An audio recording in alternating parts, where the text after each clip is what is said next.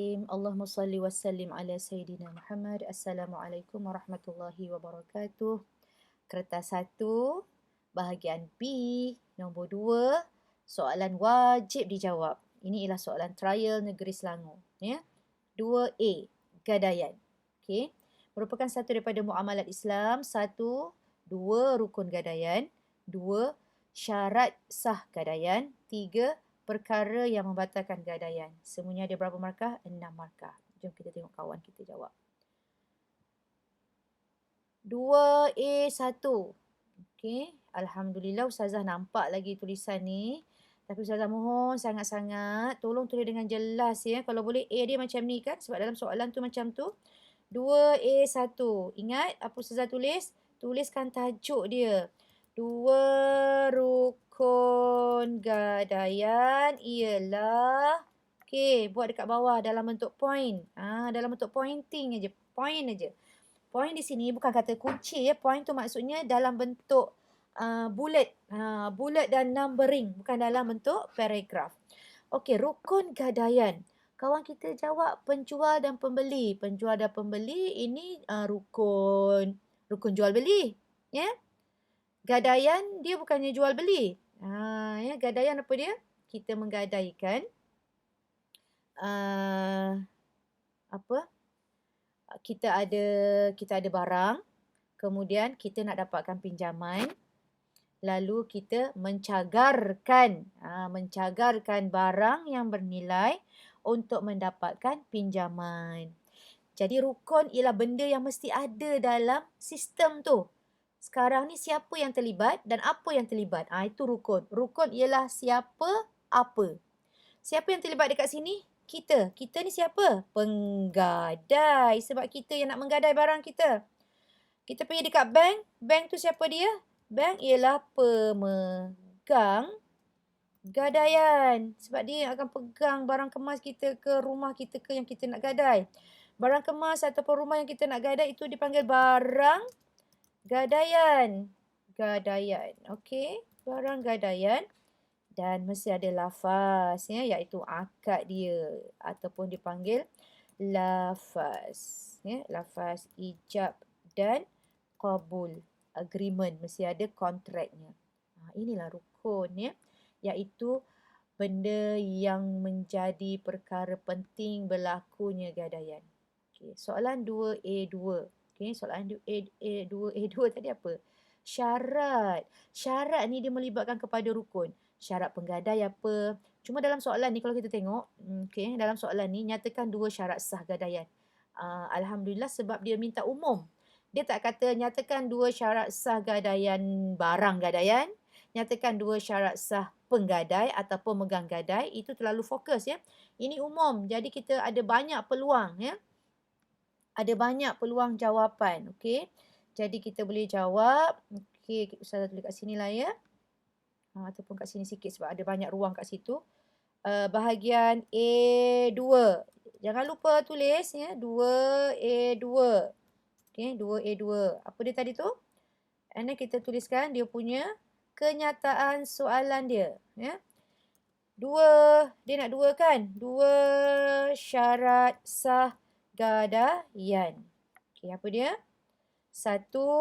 Okey, penggadai, pemegang gadai. Apa syaratnya? Syaratnya mestilah dengan kerelaan sendiri. Tak boleh dipaksa. Ya? Okey, dengan kerelaan sendiri. Barang gadaiannya macam mana pula? Barang gadaian ni mestilah barang yang sah untuk dibuat jual beli. Ya? Mesti barang bernilai. Bukannya kita nak barang gadai kita, baju-baju buruk kita. Ya? Barang yang sah dijual beli. Okey. Dia nak 2. Boleh tak kita bagi lagi? Apa lagi? Okey. Dan dia tidak merugikan. Ya? Ini ialah syarat kepada barang ataupun lafaz akad tadi, perjanjian tadi. Tidak merugikan mana-mana pihak. Okey. Tidak merugikan mana-mana pihak. Okey. So, ini yang dikatakan syarat. Syarat ni dia lebih kepada ciri-ciri rukun ni. Ya. Okey. Boleh ya? Okay. Kita tengok soalan 2A3. 3 ni tak berapa nampak. Minta tulis dengan jelas. Ustazah nak pesan sangat-sangat sebab kita tak tahu norma baru ni macam mana cara pemeriksa menanda ya. Adakah kita menanda secara maya ke apa ke, jadi tandalah apa ni, tulislah dengan jelas. Oh ini ialah apa dia? Jelaskan dua perkara yang membatalkan gadaian. Itu sebabnya kita kena tulis kat atas ni. Supaya kita boleh lebih fokus jawapan kita tu. Barang gadaian yang digadai tidak sah. Barang gadaian yang digadai tidak sah. Tidak sah. Yang ini maknanya awal-awal lagi dah tak sah dah gadaian tu. Ya? Yang ini jelaskan dua perkara yang membatalkan gadaian. Ya? Gadaian tu dah berlangsung, kemudian terbatal. Gadaian tu berlangsung dan kemudian terbatal. Maknanya gadaian tu sah. Kemudian berlaku sesuatu perkara yang menyebabkan tamat dah gadaian akad gadaian tu telah tamat ataupun dah terbatal dah. Ya. Pembeli tidak menerima barang penjual. Oh, dia tak ada kaitan dengan pembeli dan penjual dekat sini. Okey, kesian kawan kita ni masih lagi sebut pembeli dan penjual. Okey, apa dia yang menyebabkan kalau kita hantar barang kita ke tempat bank untuk digadai dan kemudian proses gadaian kita tu dah terbatal, apa agaknya? Apa agaknya yang menyebabkan perkara yang membatalkan? Okey, so tulis A, 2, 3, 2 perkara yang membatalkan gadaian. Kena tulis macam tu, ya. Okey. Pertama, kita tengok dari aspek barang. Barang rosak. Barang tu dah rosak dah. Jadi terbatal lah. Barang tu memang barang yang sah untuk jual beli.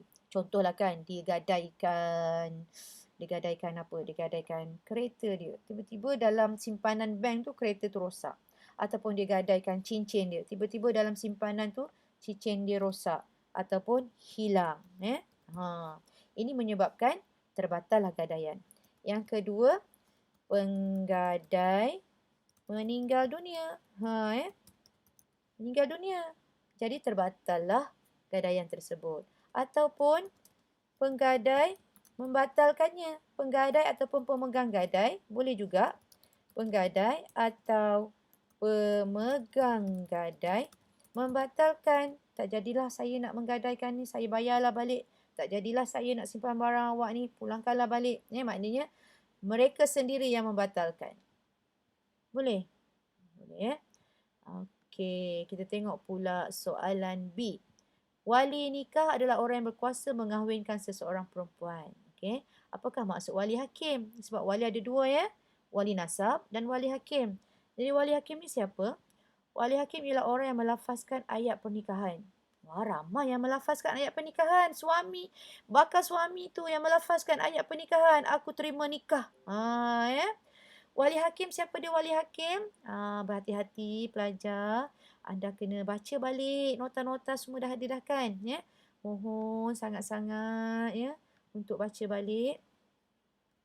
Wali hakim ialah orang yang dilantik oleh sultan ataupun pemerintah untuk mengahwinkan. Sebab apa disebut sultan? Sebab sultan ni ketua agama kan di negeri-negeri ni. Maknanya wali hakim ni dia bukannya orang yang berkaitan dengan ahli keluarga kita. Dia bukan nasab. Ya? Dia bukannya orang yang boleh menikahkan seorang wanita. Tetapi dalam kalangan ahli keluarga ini orang lain. Orang yang dilantik oleh sultan untuk mengahwinkan. Jangan salah ayat tu. Mengahwini lain, untuk mengahwinkan. Mengahwinkan wanita. Wanita tu nak kahwin. Jadi lelaki ni dia dilantik oleh sultan, dia dilantik oleh pemerintah ya. Dia dilantik oleh Jabatan Agama Islam ya. Sama ada dia tu namanya Tok Qadi, namanya juru nikah ya, namanya tu diberi oleh kita ya. Jadi dia mesti orang. Wali hakim ni lah orang. Siapa orangnya? Dia tu dilantik oleh sultan, ada kuasa dilantik. Apa tugasnya? Untuk mengahwinkan wanita. Itulah wali hakim ya. Kalau wali-wali yang biasa ni, wali nasab ni, itu ialah yang ada kaitan dengan darah daging seorang wanita tu. Iaitu orang yang boleh mengahwinkan seorang wanita. Iaitu bapanya, atau datuknya, atau adik-beradik lelakinya. Ya. Okey, wali hakim pula ialah orang yang dilantik oleh sultan untuk mengahwinkan wanita. Okey, jelaskan dua sebab wali nasab berpindah kepada wali hakim. Bagaimana wali nasab berpindah kepada wali hakim? Wali hakim sakit. Saya rasa bukan jawapan ni lah ya. Tiada wali hakim. Yang tu dia. Ya. Tiada wali hakim. Alamak. Ini wali hakim wali nasab berpindah kepada wali hakim. Bukan tiada wali hakim. Tiada wali nasab lah. Sebab tak ada wali nasab lah dia berpindah kepada wali hakim, ya. Baca betul-betul. Ini satu kesilapan teknikal ni. Kenapa dari wali nasab, sepatutnya bapa dia yang kahwinkan perempuan tu, kenapa berpindah kepada wali hakim? Ya? Kenapa? Okey. Ingat, mesti ada point tajuk-tajuk tu mesti ada lah kan? Tapi ni dah penuh dah. Ustazah tak dapat nak buat ni. Okey, Ustazah tak kat sini sikit. Satu, sebab tiada wali nasab mengikut turutan. Ayah tak ada, tengok datuk. Datuk tak ada, tengok abang atau adik lelaki pun tak ada. Nasab ikut turutan tu memang tak ada. Okey, dua, wali hakim ditahan. Ya? Ditahan dekat mana-mana lah. Jauh ke, ditahan dalam penjara ke, ditahan ke apa ke. Tak dapat nak kahwinkan dia. Jadi, ambillah wali hakim. Apa lagi? Wali hakim pula. Ustazah pun dah tersilap, minta maaf. Wali nasab lah. Sebab wali nasab tak ada. Wali nasab ditahan. Berpindah kepada wali hakim. Ya. Wali nasab jauh lebih dari 2 marhalah tak dapat dihubungi, ya. Wali nasab ni tak dapat dikesan, wali nasabnya jauh. Jadi terpaksalah nak kahwin kan masa dalam PKP ni, lantiklah wali hakim. Itulah maksudnya. Boleh ya? Mungkin Ustazah kena tukar warna lain lah. Supaya anda dapat bezakan. Okey, biru. Okey ya. Yang merah ni untuk soalan 2A. Biru ialah untuk soalan 2B. Okey, 2C. Zihar. Okey, kita tengok soalannya dulu. Nyatakan maksud zihar serta hukum. Ada dua dekat sini ya. Zihar 1, hukum 1. Nampak tu. Ya? Cara nak jawab ni pastikan anda beri kenyataan yang jelas. Apa maksud zihar, apa hukum zihar. Baru dapat 3 markah. Jelaskan kifarah zihar mengikut susunan 3 markah. Terangkan 2 akibat zihar terhadap suami. Suami sahaja, bukan isteri. Okey, 4 markah. Banyak dekat situ tu. Kat sini saja dah 10 markah. Ya. Okey, kita tengok jawapan kawan kita ni. Okey ya. Menanda kita gunakan pen merah lah. Zihar ialah kelakuan isteri tidak baik terhadap suami. Okey, bukan. Ini nusyus kot. Anda keliru dengan zihar dengan nusyus ya. Nusyus ialah isteri ingkar ya terhadap suaminya. Zihar ni apa? Zihar ni apa? Zihar ialah suami menyamakan anggota isteri. Anggota apa? Anggota badan isterinya dengan orang yang mahramnya. Suami samakan anggota badan isteri dia sama dengan mak dia, mak suami. Ini amalan, ini ialah amalan-amalan orang jahiliah ya. Bila dia tak suka dekat isteri dia, dia katalah badan kau ni dah sama macam badan mak aku. Bila dia samakan, menyamakan anggota badan isteri dengan badan mahramnya, dengan badan mahramnya, ayat Ustazah berbelit tu, maka hukumnya haram. Okey, hukum haram ni betul. Okey, hukum haram ni betul. Yang ni betul. Berapa markah hukum haram ni? 1. Okey. Apa ni? Talak 1, talak 2, talak 3. Macam mana boleh jadi macam tu? Kita tengok jawab soalan. Kifarah. Mungkin anda tak faham apa maksud kifarah. Kifarah ni maksudnya denda. Suami yang melakukan zihar akan didenda. Apa dendanya? Kifarah zihar. Kifarah zihar sama dengan denda lelaki ataupun suami yang melakukan persetubuhan pada siang bulan Ramadan. Ya. Yang pertama, dia kena memerdekakan seorang hamba. Jenuh ya nak cari hamba sekarang ni mana ada? Memerdekakan hamba. Okey.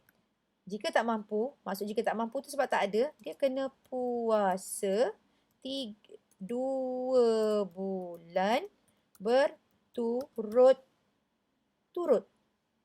Ha, berturut-turut. Berapa hari tu? 60 hari lah. 2 bulan berturut-turut. Tak boleh berhenti. Kalau berhenti kena ulang lagi. Sebab dia berturut-turut. Dia bukan boleh selang-selang ya. Sebab berat. Kifarah ni denda. Dan dia beri ataupun jika dia tak mampu, beri makan 60 orang miskin. Cari 60 orang miskin, beri makanan. Inilah kifarah zihar. Denda. Kifarah ni maksudnya denda. Okey. So soalan ketiga, 2C3, tidak bahagia bersama keluarga mertua. Jiwa tidak tenang. Okey. Kesan akibat dekat sini dia bukannya sama dengan kesan yang kita belajar dalam bab dalam tajuk tilawah, dalam hadis, dalam kertas 2 ya. Dia tak sama. Yang ini masih dari aspek hukum. Apa jadi pada suami tu? Yang apa jadi pada suami tu? Yang pertama, suami berdosa kerana dia melakukan, sebab dia terangkan kan, mesti ada isi dan huraian. Okey. Suami berdosa kerana tu dah jadi huraian lah tu. Melakukan perkara jahiliah. Ya. Lagi. Suami didenda dengan kifarah. Mengikut dengan kifarah ni dia dah boleh jadi dia dah boleh jadi huraian. Suami didenda itu isi, dengan kifarah mengikut turutan. Boleh? Boleh ya? InsyaAllah. Okey, alhamdulillah.